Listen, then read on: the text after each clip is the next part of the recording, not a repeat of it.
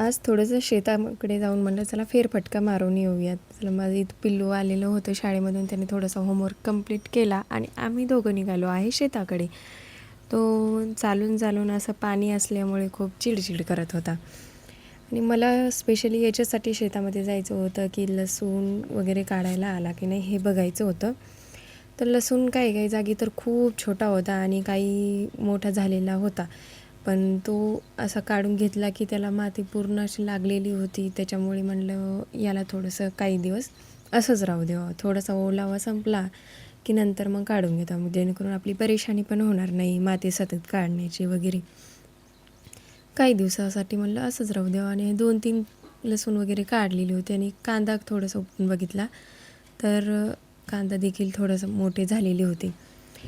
तर काही दिवसानंतर म्हणलं याच्याकडे येऊया आणि घरी आली तर मग चला म्हणलं डमीवर पण थोडीशी प्रॅक्टिस करूया. पण डमीवर प्रॅक्टिस केली, एकच हेअरस्टाईल करून बघितली तर खूप सारा हेअरफॉल झालेला होता.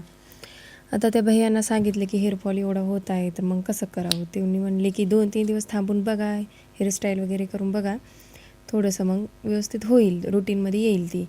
आणि आता लागलेली आहे त्या संध्याकाळच्या कामाला, स्वयंपाक वगैरे आपली ड्युटी चालू. चला बाय.